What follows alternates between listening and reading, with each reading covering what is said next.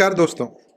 आप में से बहुत सारे लोग ऐसे होंगे जिनको कि रेजिग्नेशन लेटर लिखने में कुछ हेल्प चाहिए होगी, या आपकी पहली जॉब होगी, आज तक कभी आपने कोई अच्छा रेजिग्नेशन लेटर खुद से दिया ही नहीं है, कभी कोई जॉब छोड़ी ही नहीं है।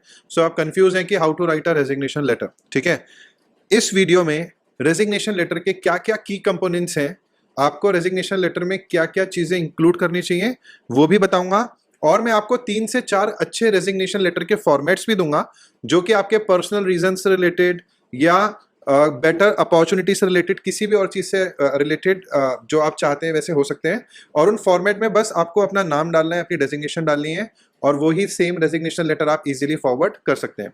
ये जो रेजिग्नेशन लेटर्स हैं ये बहुत ही प्रोफेशनल लेटर्स होंगे, और जब भी आप इनको भेजेंगे दोस्तों तो आपके जो भी एम्प्लॉयर हैं उनको, ऑब्वियसली जब हम लोग रिजाइन मारते हैं तो हम कहीं ना कहीं एक तरीके की एनिमिटी ले लेते हैं अपने बॉसेस के साथ में, उनको बुरा भी लगता है। और कहीं ना कहीं मैंने खुद पर्सनली ऐसा फील किया है कि रिजाइन करने के बाद या रिजाइन का जिक्र करते ही हम कहीं ना कहीं अपने बॉसेस के दुश्मन बन जाते हैं। तो ये जो रेजिग्नेशन लेटर है, कहीं ना कहीं आप अपना एक सॉफ्ट कॉर्नर डेवलप कर पाओगे, और आपके जो बॉसेस हैं वो भी आपको हेल्प करेंगे आपका स्मूथ नोटिस पीरियड हो इसके लिए, और आपको जब आप जॉब छोड़ें तो आपको आपके सारे ड्यूज क्लियर हो जाएं और आपको प्रॉपर रिलीविंग लेटर वगैरह सब कुछ मिले। सो दोस्तों शुरू करते हैं। सबसे पहले हम बात करेंगे की कंपोनेंट्स ऑफ रेजिग्नेशन लेटर। किसी भी रेजिग्नेशन लेटर के जो की कंपोनेंट्स हैं वो क्या है। सो रेजिग्नेशन लेटर में सबसे पहले होगा टू आप किस में डालेंगे, जो आपका बॉस है आप उसको भी रिजाइन के लिए क्या बोलते हैं टू में मेंशन कर सकते हैं।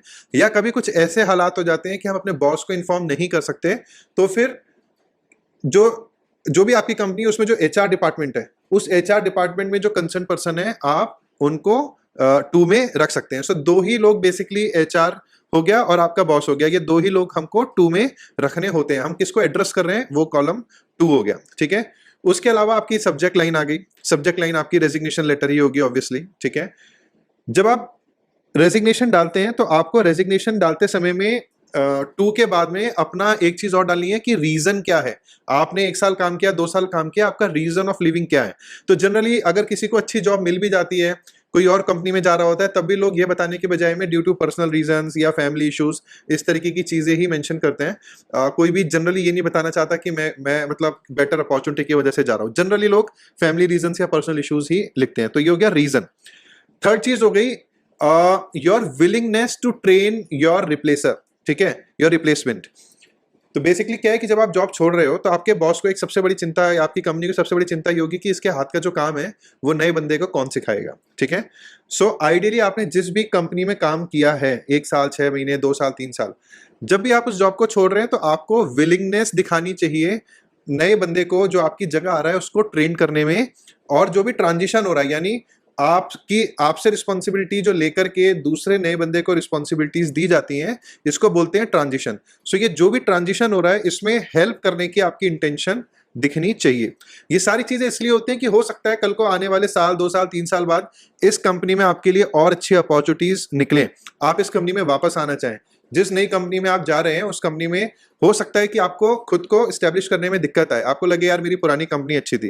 तो अगर आप जाते समय गुड बुक्स में होकर के जाएंगे, अपने जो बॉसेज हैं, जो एचआर डिपार्टमेंट्स हैं, उन सबसे एक अच्छी रेपुटेशन बिल्टअप करके जाएंगे, तो जाहिर सी बात है अगर कल को कभी आपको इस कंपनी में वापस आना पड़ा और उस कंपनी की पॉलिसी वैसा अलाउ करती है तो they will take you in again. ठीक है, नेक्स्ट कंपोनेंट जो होना चाहिए वो होना चाहिए thank you for experience.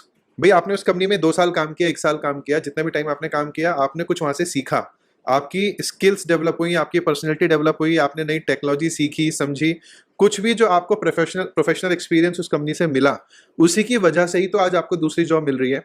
So ultimately thankfulness होना बहुत ज्यादा जरूरी है, ग्रेटिट्यूड होना बहुत ज्यादा जरूरी है, तो उसको प्लीज उसमें मेंशन कीजिए। उसके बाद जो सबसे इंपॉर्टेंट चीज है वो आती है आपकी लास्ट वर्किंग डे। कोई भी रेजिग्नेशन लेटर जो है वो बिना लास्ट वर्किंग डे के इनकम्प्लीट है।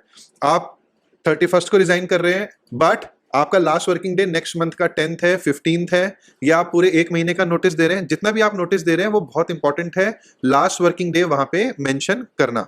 ठीक है, फाइनली जब आपने ये सब कर दिया तो आप अपना नाम और अपने सिग्नेचर लिख करके और रेजिग्नेशन डेट लिख करके उसको सबमिट कर सकते हैं। अब बात आती है कि हमने रेजिग्नेशन लेटर के की कंपोनेंट्स तो देख लिए, बट रेजिग्नेशन लेटर का क्या कोई एग्जाम्पल हो सकता है, कोई फॉर्मेट हो सकता है?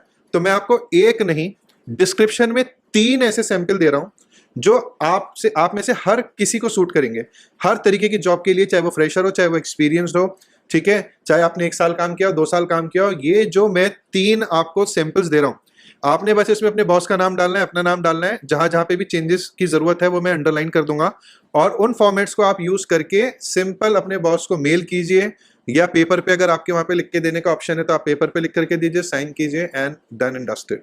ठीक है। सो दोस्तों, अगर आपको ये वीडियो पसंद आया है, अगर दिए गए एग्जांपल्स आपको पसंद आए, और अगर की कंपोनेंट्स जो हमने डिस्कस किए रेजिग्नेशन के वो आपको ढंग से क्लियर कर पाया मैं, तो इस वीडियो को लाइक जरूर कीजिएगा और चैनल को सब्सक्राइब कर लीजिएगा, बिकॉज आगे कोई ना कोई अच्छी जॉब जरूर होगी जो आपका करियर चेंज कर सकती है। Thank you.